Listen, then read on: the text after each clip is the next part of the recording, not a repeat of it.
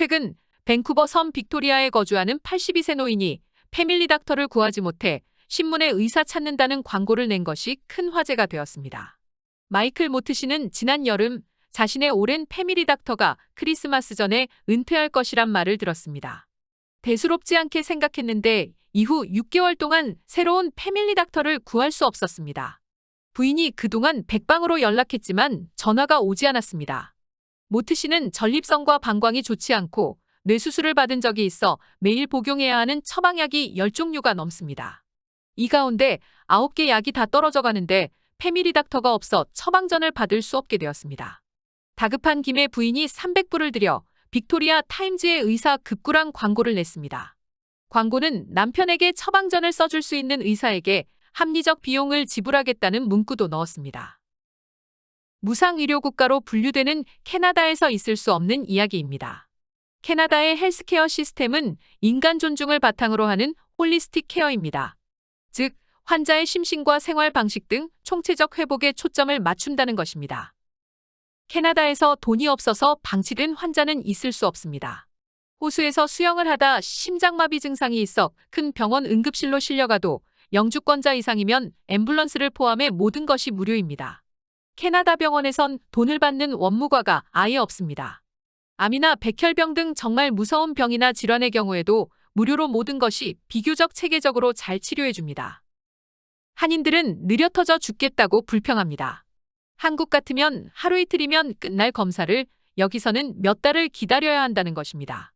캐나다인들 가운데도 여기선 의사 기다려다 죽거나 아니면 자동적으로 낫는다고 반자조적으로 말하는 사람들이 있습니다.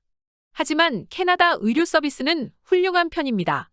캐나다에선 건강 상담을 위해 먼저 패밀리 닥터에게 갑니다. 캐나다 사람들은 패닥을 가족으로 생각할 만큼 의지합니다. 패닥에게 특별한 증상을 알리면 패닥은 전문의에게 보냅니다. 그런데 1차 진료를 맡고 있는 이들 패밀리 닥터가 턱없이 모자라 여러 가지 문제를 일으키고 있습니다. 벽촌 지역에선 매우 심각합니다. 의사와 간호사 부족으로 응급실이 잇따라 폐쇄되고 있어 시골 주민들은 심각한 불안을 느끼고 있습니다. 온타리오주 해밀턴에 사는 자밀 밀라는 지난 4년 동안 패밀리 닥터를 찾아왔습니다. 온라인으로도 겸색해보고 무작정 클리닉에 전화도 해보았습니다. 친구들 추천이나 주위 사람들의 입소문을 듣고 연락해보았지만 자기를 돌보아줄 패밀리 닥터를 구하지 못했습니다. 자밀은 팬데믹 기간이란 특수 사정이 있었다 하더라도 패밀리 닥터 만나는 것이 무슨 직장 찾는 것만큼 어려운 현실에 황당해합니다. 미시사와와 나이아가라 사이에 있는 해밀턴은 그렇게 작은 도시도 아닌데 자밀처럼 패밀리 닥터가 없는 사람들이 많습니다. 해밀턴시의 의사유치위원회에 따르면 시에는 지난해 1월 현재 323명의 패밀리 닥터가 있습니다. 상당한 숫자로 보일지 모르지만 실제로는 66명이 부족합니다. 캐나다 통계청에 따르면 2019년 기준으로 12세 이상의 캐나다인 중 약 14.5%인 460만 명의 캐나다인이 패밀리 닥터가 없어 정기적인 의료 서비스를 못 받고 있는 것으로 나타났습니다. 브리티시 컬럼비아주에선 1차 진료의사, 즉 패밀리 닥터가 없는 인구가 거의 100만 명에 달한다고 합니다. 주민의 약 20%입니다. BC주와 알버타주 사이 경계 로키 산맥 언저리에 있는 엘크포드의 경우 2,700명의 마을 주민들 중 600명에서 900명가량이 패밀리 닥터가 없는 것으로 추산되고 있습니다. 맥커리어 엘크포드 시장은 17년 재임 기간 동안 의사들을 유치하기 위해 노력해왔다고 합니다. 최근에는 갓 졸업한 의사들 유치를 위해 사택을 제공하는 방안을 계획하고 있습니다. 캐나다 의료 시스템의 핵심은 접근성의 약속입니다. 1차 진료기관인 패밀리 닥터를 만날 수 없으면 그것은 주민들에게 깨진 약속이 됩니다.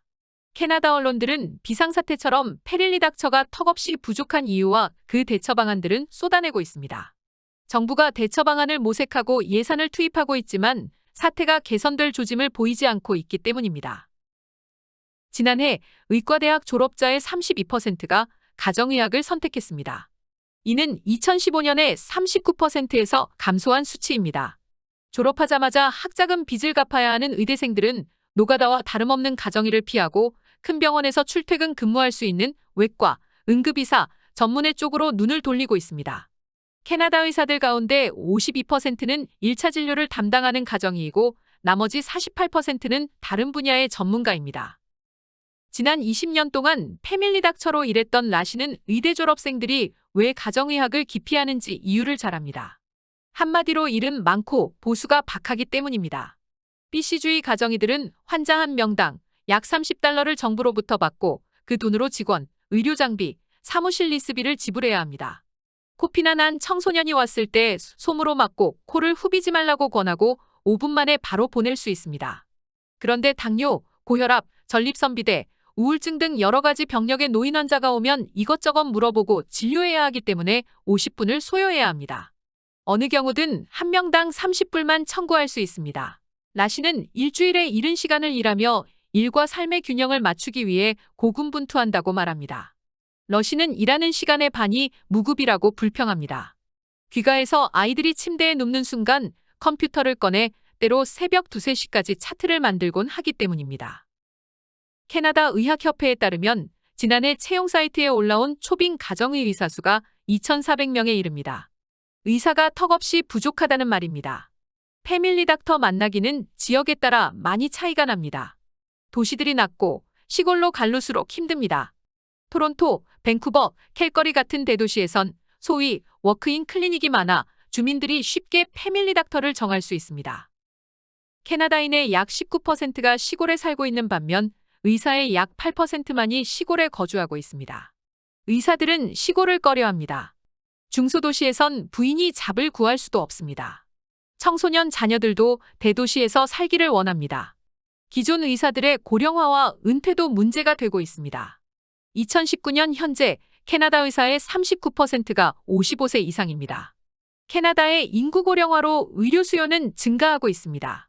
외국의 교육을 받은 의사가 유입되지 않으면 캐나다의 의사대 인구 비율은 상당히 줄어들 것이라는 예상이 나오고 있습니다. 의사 부족을 타개하는 대안으로 너스 프랙티셔너나 피지션 어시스턴트에게 처방전 발급 등 더 많은 권한을 주어 1차 진료를 맡도록 하는 방안도 강구되고 있습니다. 가상의료의 활성화도 대안으로 떠오릅니다. 원격 진료가 도입되면 시골에 있는 환자들이 먼 여행을 하지 않고서도 의사들과 접촉할 수 있습니다. 주지사들이 모이면 의사 부족 위기를 의논하고 연방정부의 대책을 촉구하고 있습니다. 연방정부도 예산 증액을 약속하고 있지만 턱없이 부족한 패밀리 닥터 위기는 쉽게 해결될 수 없을 전망입니다.